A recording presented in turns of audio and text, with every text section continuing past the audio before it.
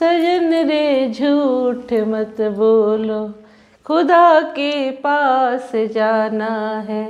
न हाथी है न घोड़ा है, वहाँ पैदल ही जाना है। सजन रे झूठ मत बोलो।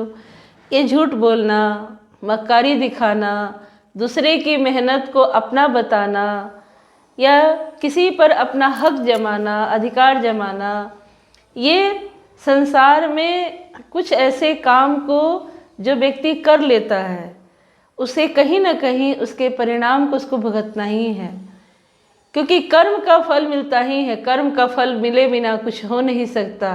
आज नहीं तो कल, कल नहीं तो परसों, परसों नहीं तो वर्षों, और वर्षों नहीं तो न जाने कितने जन्म होंगे हमारे, इसमें भी भुगतना ही होगा।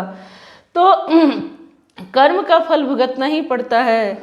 मैं आपको एक ऐसी बातें बताने जा रही हूँ कि एक मछली पकड़ने वाला बड़ी ही खुश होकर तालाब से मछली पकड़ रहा है। वो ताजी ताजी मछलियों को पकड़ रहा है, बहुत खुश है। उसने उस मछली से एक उम्मीद जगा ली कि या तो मैं आज मछलियाँ ज़्यादा आएंगी तो मैं बाज़ार में बेचूंगा, और जिससे इससे मेरे पैसे आएंगे तो मैं अपने परिवार की जिम्मेदारियों को पूर्ण रूप से चला पाऊंगा और अपने बच्चों के लिए खुशियाँ खरीद कर लाऊंगा। तब तक एक शक्तिशाली व्यक्ति आता है, वो उसकी मछलियों को छीन लेता है, अपनी ताकत दिखाता है और वो कहता है कि इस मछली पर हक मेरा है क्योंकि इसे मैंने तुमसे छीना है। मछली पकड़ने वाला ने कहा कि तुमने मेरी मेहनत बर्बाद की है, तुम मेरी मछली को क्यों छीन रहे हो। शक्तिशाली आदमी ने कहा कि नहीं, ये मछली मेरा है, इस पर अधिकार मेरा है। तो रौब दिखाकर उसने उस मछली को ले लिया। जैसे ही उसने मछली को लिया, मछली अभी जिंदा ही थी, ताजी ही थी। मछली ने अपने कांटों से वार किया और वो उसकी तुरंत मौत हो जाती है और वो घर ले जाता है, मछली का भोजन बनाता है, खुद खाता है, अपने परिवार वालों को खिलाता है। पर जब मछली ने कांटा चुभाया था तो उसके हाथों में जख्म हो गया। वो जख्म धीरे धीरे धीरे धीरे नासूर होता गया और वो डॉक्टर को दिखाने जाता है। डॉक्टर उसकी मरहम पट्टी कर देते हैं, सफाई कर देते हैं और बोलते हैं कि घाव 3 से 4 दिन में भर जाएगा, फिर आप 3-4 दिन के बाद आइएगा।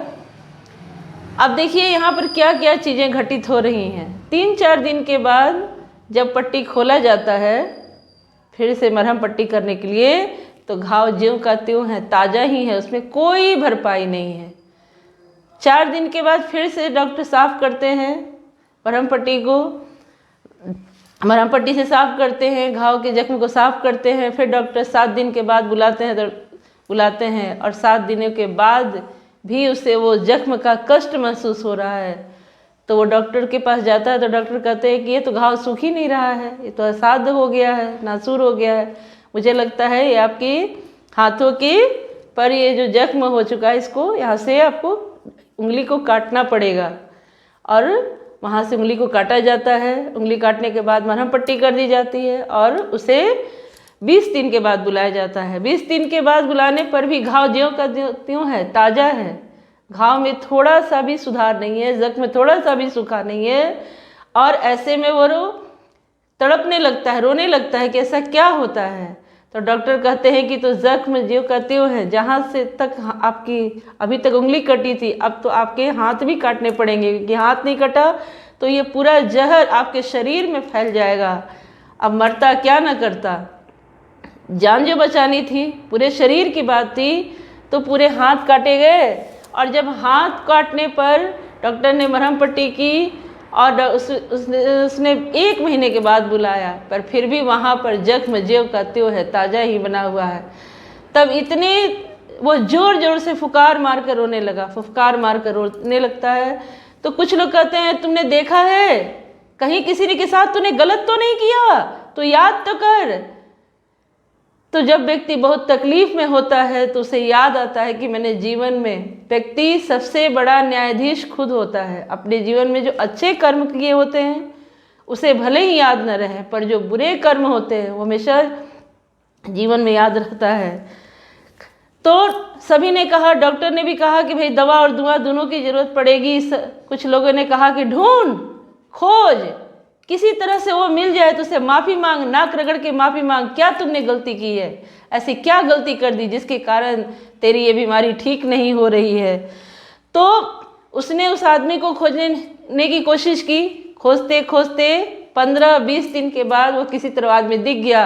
ये आदमी दौड़ के उसके पास जाता है और उसके पैरों में गिर पड़ता है और उसने कहा था कि भाई मेरे, तूने ऐसा क्या कह दिया, क्योंकि जब ये मछली कुछ को शक्ति दिखाकर छीना था तभी ये मछली ने उसके हाथ के ऊपर प्रहार किया था, तभी ये जख्म हुआ था, जख्म नासूर हो चुका था। उसने कहा कि भाई तुमने ऐसा क्या कहा था। तो उस आदमी ने कहा, जो मछली पकड़ने वाला था, उसने कहा कि भाई तुमने जब मेरी मछली छीन ली तो बस मैंने ऊपर देखा था और कहा था कि हे भगवान, इसने अपनी ताकत दिखाई है, हे भगवान तूने अपनी ताकत दिखाई है, तू इसे अपनी ताकत दिखाना। हे भगवान, इसने अपनी ताकत दिखाई है, तू इसे अपनी ताकत दिखाना। ये कौन सी बद्दुआ, कौन सा श्राप, कौन सी ऐसी चीज़ें लग गई जिसके कारण शरीर में इतने कष्ट हो रहा है। मेरे भाई, मेरे मित्र, मेरे बंधु, जीवन में किसी के साथ गलत करने से पहले 10 बार हमें सोचना है, क्योंकि अगर आप गलत, हम लोग कहते हैं ना कि हमारे घर में जो खुशियां हैं, हमारे बच्चे हैं, परिवार है, कुछ चीज़ें आपके न चाहने से भी घट जाती हैं। तो मैं आपको बता रहना चाहती हूँ कि जो इसने कहा वो बातें लग गई, किसी मेहनत किसी और का और परिणाम किसी और का। अगर हम किसी की मेहनत पर पानी फेरना चाहते हैं तो हमें याद रखना होगा उस बात को कि सबसे बड़ा वो है, वो सब देख रहा है और उसकी नज़र में जो न्याय है वो पूर्ण होता है। तो अब आपके सामने मैं एक बात और कहना चाहूँगी कि भगवान श्री राम जब वनवास में थे, देखिए बंधुओं, सही और गलत रास्ता तय करना क्या होता है। भगवान श्री राम ने मनुष्य के रूप में अवतार लेकर हमें सीख दी है कि जब उनकी पत्नी को खोज करना था, रावण सीता को हर के लेकर ले गया था, तो 2 लोग उनके पास भी थे, सुग्री और बाली। सुग्री और बाली से मिलते हैं, दोनों भगवान श्री राम के भक्त हैं। फिर भी और राम के पास भी 2 रास्ते थे। तो क्या राम जी ने गलत रास्ते को चुना? नहीं। बहुत आसान होता श्री राम जी के लिए, अगर वो बाली से मदद ले लेते तो ये युद्ध भी इतने दिनों तक नहीं चलता, क्योंकि आपको पता होगा कि बाली बहुत शक्तिशाली था। बाली ने रावण को भी युद्ध में हरा दिया था और बाली ने एक रामायण में ऐसा वर्णन है कि रावण को 6 महीने, सूर्य अस्त होने पर 6 महीने अपने काख में लेकर रावण, पूरे ये बाली काख में लेकर वो रावण को घुमाया करता था। उसे काख के पास जात लेता था और उसे घुमाता था, क्योंकि उसके पास शक्ति ज़्यादा थी, ताकत ज़्यादा थी। तो ऐसे में भगवान श्री राम ने सुग्रीव का सहारा लिया। क्यों सुग्रीव का सहारा लिया? क्यों उन्होंने सत्य का रास्ता पकड़ा? क्यों उन्होंने अच्छाई का रास्ता पकड़ा?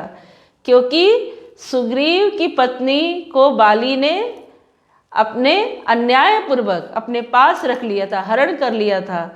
और भगवान श्री राम ने कहा कि भाई की पत्नी, बहन, बेटी की पत्नी जो है, भाई की पत्नी, बहन और बेटी की पत्नी पर जो कुदृष्टि डालता है वह किसी अपराध के समान नहीं। ऐसे व्यक्ति का वध करना पाप नहीं, पुण्य है। तो आप बताइए, क्या कर्म के फल मिलता है कि नहीं? क्या आप किसी दुकानदार से सामान लेते हैं तो क्या आप उसका कैरेक्टर चेक करते हैं कि वो शराब पीता है कि नहीं, वो जेल गया है कि नहीं, उसका कैरेक्टर क्या? हम लोग तो ये नहीं पूछते हैं।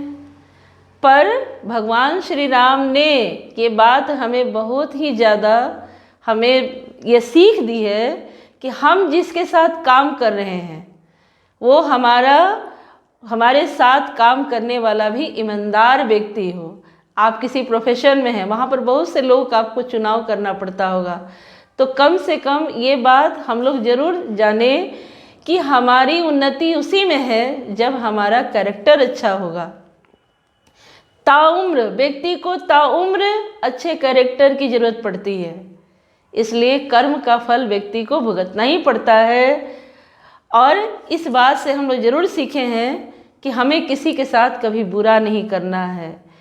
तो अच्छा आशा है कि आपको ये बातें अच्छी लगी होंगी और इस कहानी से हम लोगों ने सीखा कि कर्म का फल तो हमें भुगतना ही पड़ता है। तो जय श्री कृष्ण मित्रों।